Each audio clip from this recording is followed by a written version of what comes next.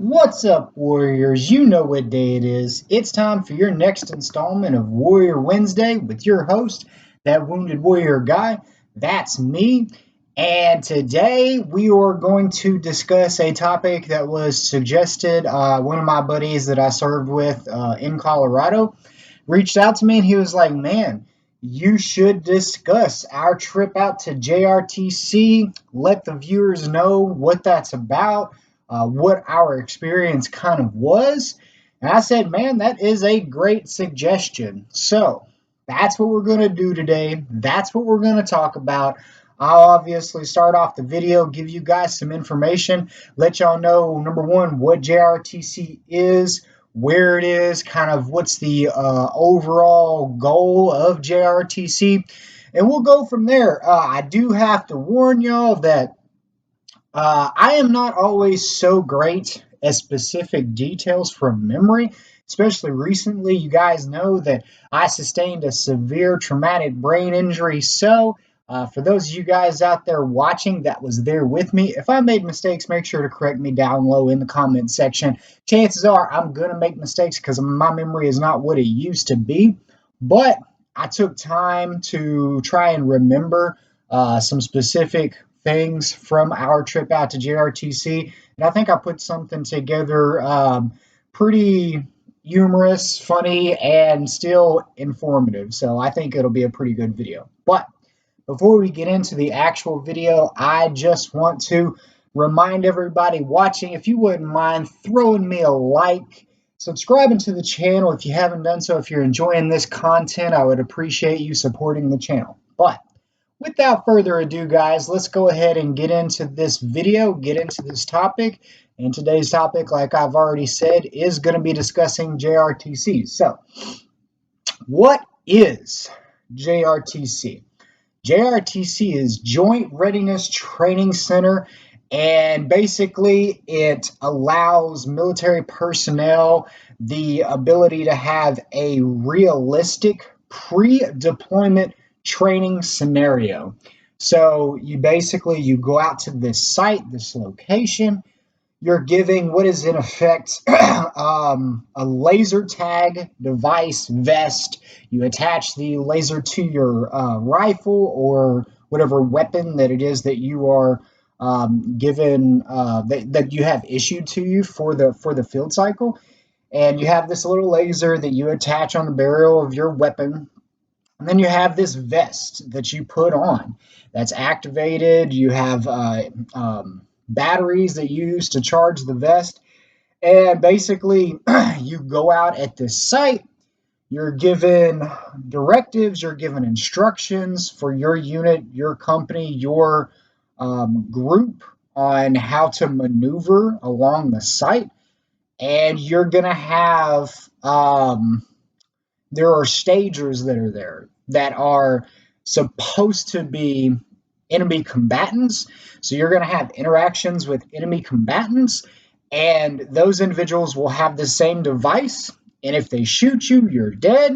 You have to go to the med bay, and then you get revived, and then you can be restaged. And so it's basically it's a training exercise that is supposed to depict a realistic pre-deployment scenario to prepare soldiers for potential combat-related maneuvers and scenarios that they may encounter when they're deployed. So this is something that if you're in the military, this is something that you will probably experience prior to being deployed. If you're coming up on a deployment or potential deployment, chances are you're going to either go to JRTC or NTC. So just be aware of that. It is most likely going to happen.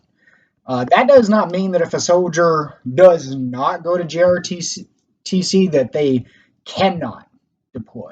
I'm pretty sure that, in instances where there's an emergency situation and you have to swap out a soldier, you can pull a soldier from another unit because, there are MOSs that have to go on these deployments. And if a soldier gets sick or, God forbid, dies and can't deploy, and in that situation, that emergency situation, they can pull a soldier from another unit to go on a deployment, even though they might not have went to JRTC. So How long is JRTC? JRTC is typically 30 days long, and that is supposed to be from the time that you start doing your layouts to the time that you finish doing your equipment checks prior to departing what they refer to as the box. Um, so, yeah, most of the time it's 30 days long. Um, in my experience, it was not 30 days long. It was a little bit longer than that, and we'll get into that later. JRTC is located in central Louisiana, Fort Polk. Um, and let me see.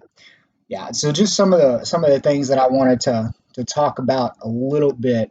Um, so basically, like, well, I'll just jump into it.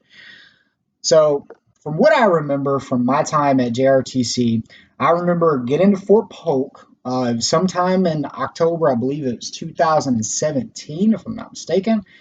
Now, you guys watching this might think that October, man, it should not have been too hot.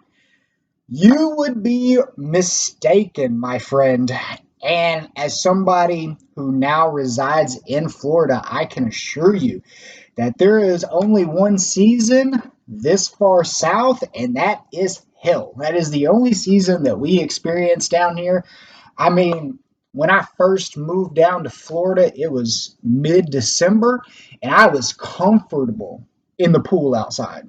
Like, I'm pretty like I can get in pretty cold water, but I it was December and I was able to go outside and swim comfortably. So that's just a little insight to like the temperatures that we experience even during the wintertime. I remember I think we was there during October and it was still hot as hell. You know, obviously you're in the swamp area, you're out there, you're in like there's dense woods out there, the sun is hot, it's real humid, real muggy, and it's just, man, it's just unbearable. And the bad thing about it is you sweat so much out there. But because it's so humid, you can't dry your clothes, right? So you can go out there, you can like take your clothes off, hang it up, next morning, still soaking wet because it's just so humid. Um, but yeah, and then yeah, we get to Fort Polk and we get put up at this lovely little bay building in the middle of nowhere. This building is basically just one massive room full of bunk beds, and so like 90% of the building is just bunk beds. And then on the opposite end of that, you have this little shower area, and then you have a little area where you have sinks and stuff, you know, so that you can do your basic hygiene and whatever in the morning or at night. Not really a whole lot offered there. I don't remember there being any gym close by. I remember there being a gym that we could walk to. I don't think I ever really went to that gym though, and I think that it was kind of frowned upon for us to go too far. Like when we was there, we had to have battle buddies. We couldn't venture out too far, so we for the most part stayed in that little bay area.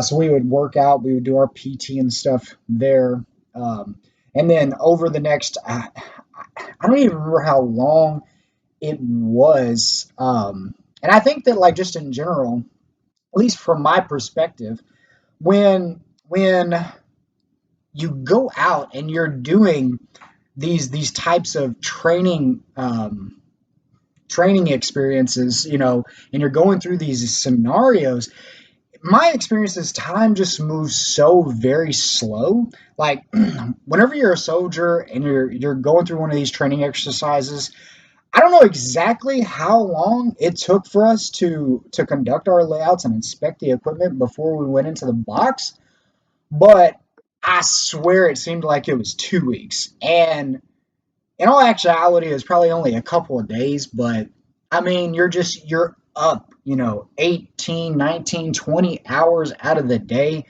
You're inspecting the equipment. You're going down to the motor pool area. It's kind of like a big parking lot that you go down to. They have all this equipment and everything, and you have to lay out all your equipment and do all these checks and PMCS the vehicle and all that stuff.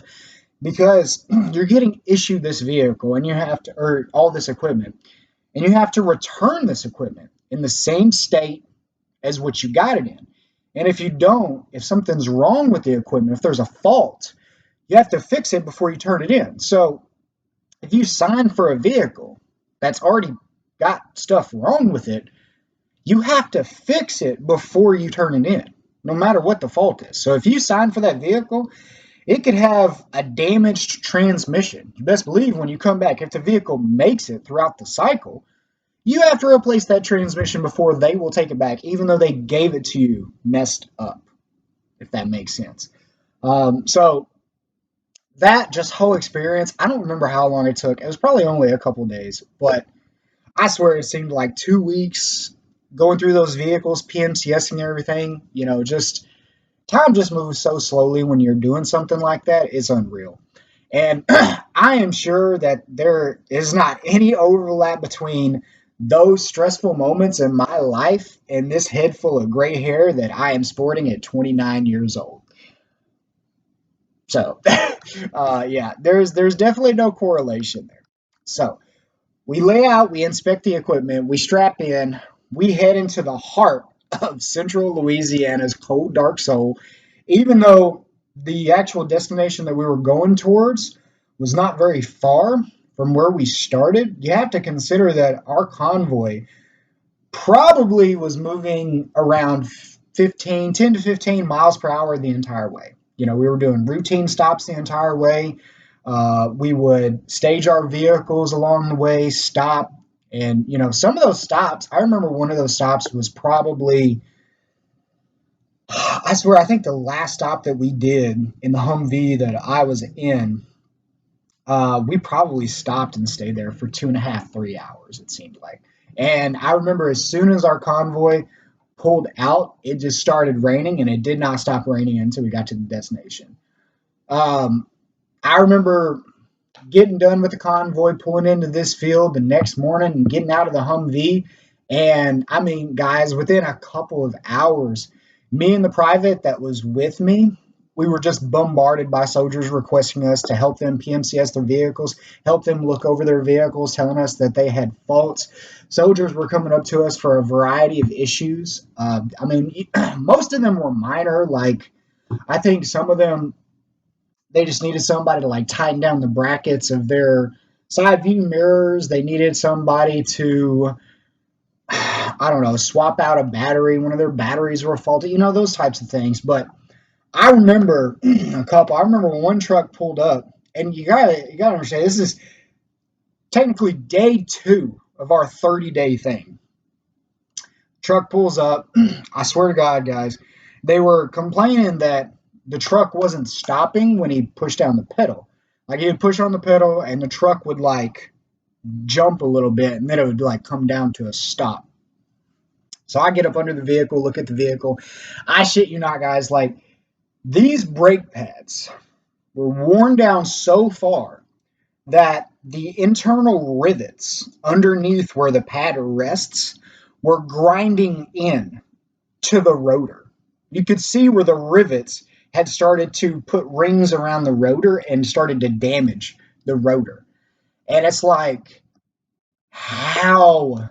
We had 2 to 3 days to check these vehicles. How did you not notice that? And it just comes down to, like, soldiers not doing the right thing, not taking that extra time to PMCS their vehicle properly. And I mean, that's nothing uncommon. Like, anybody in maintenance, you guys know, you ask an infantryman to PMCS a vehicle, and chances are it ain't gonna be PMCS. Like, chances are something's gonna get missed, something's gonna get overlooked, and us 91 series whatever says got to go out there, we gotta look through it again, we gotta fix those minor mistakes. I mean, it's just part of the job, I suppose. But anyway, so that happened, and there was another guy, a soldier came up to me that had, what was it?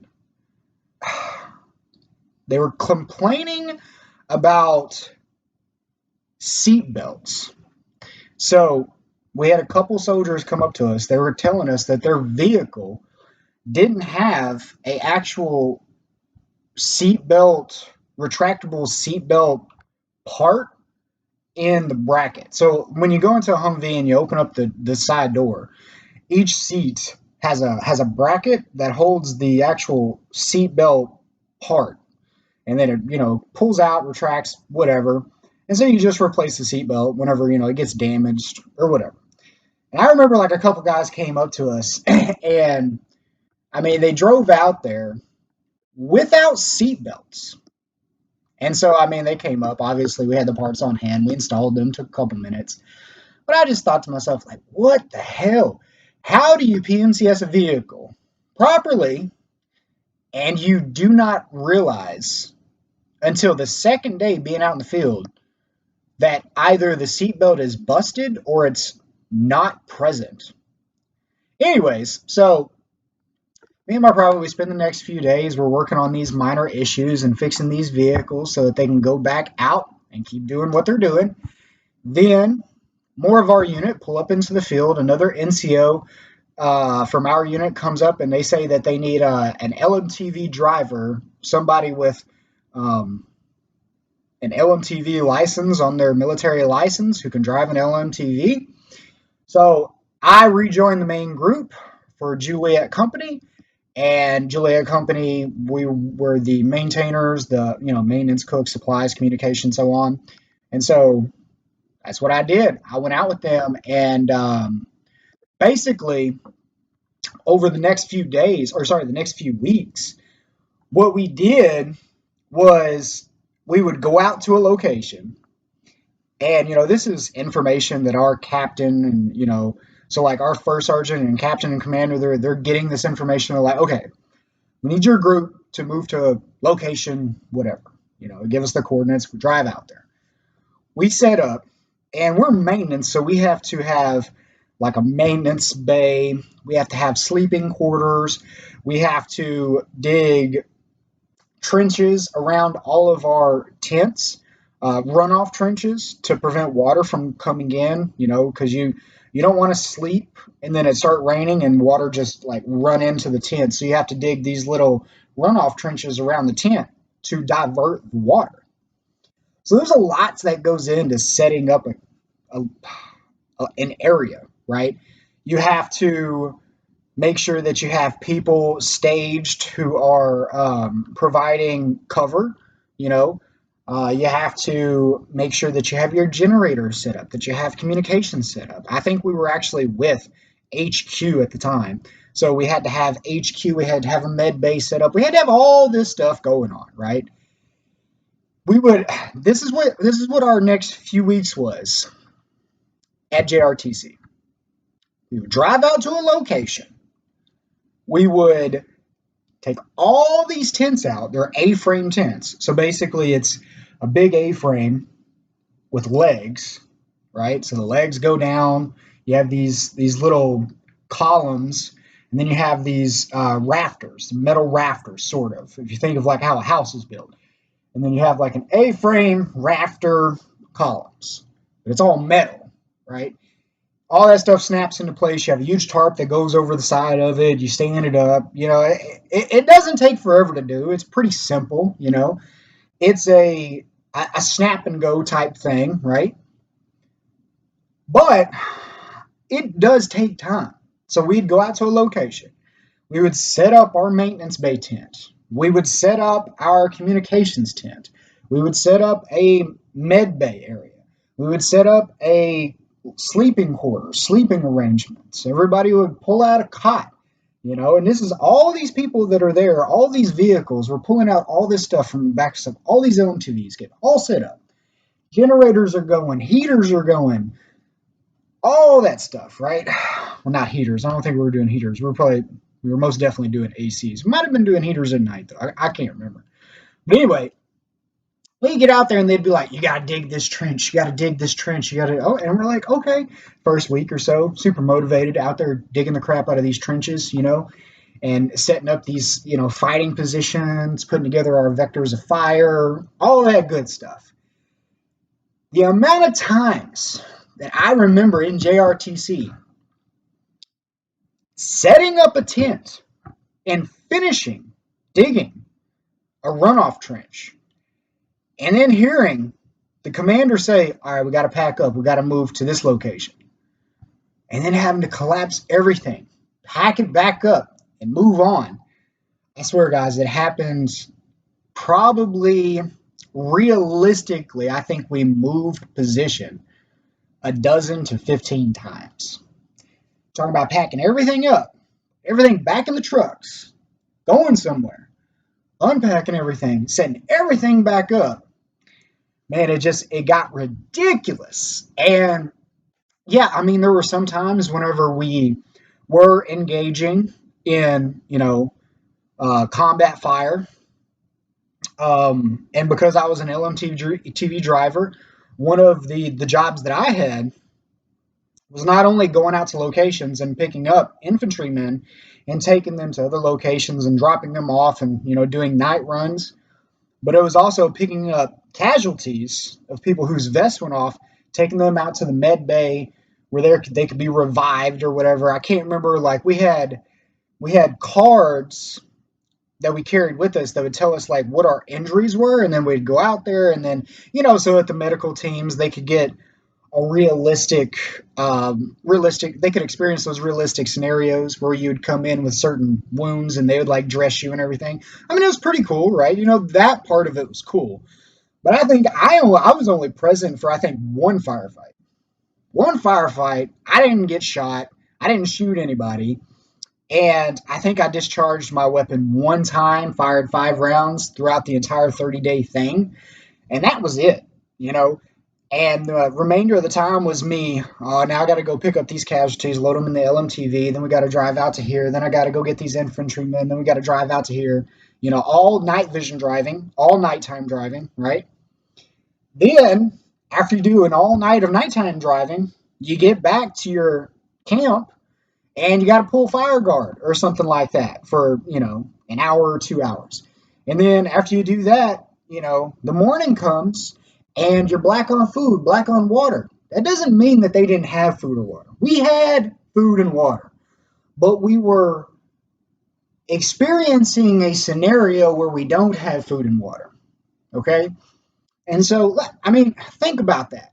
You have all these soldiers who are starving, have all this food, but you're not going to give it to them. And what you're going to do instead is you're going to say, okay, you get one canteen of water and one MRE for the day. We're talking about we were in Louisiana, sweating, dying. And I just remember it was probably like 4 or 5 days that we went where we were black on water, black on food during the end of the event. And I was just like, why would you put people through that? And like looking back on it, I'm very, very thankful that I got to experience something like that. But at the time, guys, let me tell you, I was not happy. I was motivated for probably the first 15 or so days. And then that 8th or 9th time that we had to take down our camp, move it, half of a mile and set it back up and redig those trenches and reset up all of that equipment. And then I'd have to go out on a night mission, get back from night mission, have to pull fire guard, get up in the morning, have to relocate the camp. Then on top of that, I was getting one MRE and one canteen of water a day. Man, it was rough, guys. It was rough. And to top it off, that's not even the best part. One of our soldiers in our unit somehow, and I don't hold any ill will towards the individual. A lot was going on. There was a lot of confusion, a lot of miscommunication, right? He misplaced his NVGs, his night vision goggles. And I remember so we had gotten to our 30 days, or, I think it's actually like 26 days in the box. And we had to stay. We couldn't leave the box because we didn't have the NVGs, right? So we had to go out to the last couple locations where we had stayed. They sent us out. They sent not everybody, but I went with a couple other soldiers, took a couple vehicles, and we had to walk lines at our last campsites looking for these NVGs. Surprise, surprise, NVGs didn't show up. So we dumped out all of our equipment multiple times in the box, reloaded all of our equipment multiple times in the box. They walked through, they checked every soldier's bags multiple times in the box. And you're talking about we're tired, we're ready to leave, we're aggravated. I mean, guys, it got so bad that they had to put actual security watch on the soldier when we got out of the box because our command team was scared that there was going to be some type of retaliation from the other soldiers because some of the soldiers was real mad. And I mean, I didn't get like that. I mean, people make mistakes, guys. Like you can't hold somebody. You can't get aggravated to that type of point because I mean, it was very like I knew the kid. He was a smart individual. Really good soldier. Made mistakes like everybody does, but I knew that there was no malicious intent. So I'm not gonna get. I mean, I'm gonna get aggravated at the situation, but I'm not gonna get aggravated at the individual, right? So anyway, we leave the box, go back to our beautiful establishment at the bay, and I think we ended up staying there. It's probably an extra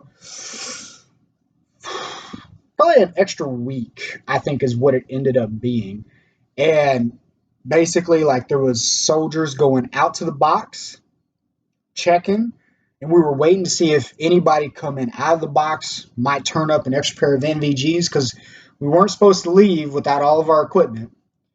And then we're put on like they weren't letting people leave the bay unless they was signing out to leave the bay. Like if you wanted to go to there was a like it's kind of like a gas station shop or something that you could buy stuff at. If you wanted to go do something like that, like you had to have an escort to go do that, right? They were trying to make sure that people weren't carrying stuff out of the bay, the NVGs or what have you. And man, it got crazy. Like it got to the point they weren't letting people out of the bay to go smoke a cigarette. I mean, I didn't smoke at the time, so whatever. But guys, I'm telling you, they put a box in the middle of our bay, and they gave each one of us a sheet of paper, and not in the middle of our bay, in the back room where nobody could see you. And you could walk up to the box and you could write down. And if you wrote down somebody's name, that means like I think this person has the NVGs. Put it in a box. That's how crazy it got. They were trying to see if somebody might know something, write it down, put it in the box so that, they could find those NVGs. This is after we've spent days and days of turning out our bags, looking for these NVGs. We've basically been strip searched at this point. I mean, I mean, of course, our company, our unit had to experience something like that, but yeah, it was crazy. So anyway, guys, man, this video is getting long, so I'm going to go ahead and cut it off. I just want to end it by saying, I am thankful that I got to experience those things. I got to go out to JRTC. I got to do a deployment, prior to my injury. I knew guys in Korea, first year within 6 months of, being out of basic training and everything else after doing their initial training on their MOS, and they went to their first duty station 6 months later, sustained a bad injury that got them out of the military before they really got to experience a lot. So I am thankful that I got to experience those things. But oh my God, guys, JRTC was hell on earth. I will probably never drive to or through, for that matter, Louisiana ever again. Like I I enjoyed the challenges, but hated the situation. Right, with just everything compounded, constantly having to take down camp, being black on food and water the last few days, experiencing the whole missing NVG scenario, which they never found the NVGs. I don't know if they charged the soldier or not. I hope that they didn't, because in the military, I mean, everything cost 10 times what it would cost as a civilian. So I hope that it didn't come down to that, because like I said, I knew that the soldier didn't do it maliciously, didn't do it like intentionally. So I have no ill will towards the individual, but that situation under those circumstances at that moment in time was the worst experience of my life, but also one of the most um, one of the best learning experiences of my life as well.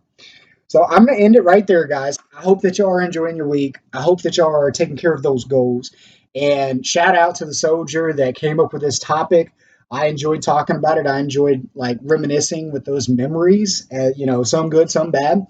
And I hope you enjoyed this video. I hope it was both educational and humorous. And I'm gonna leave you guys with that.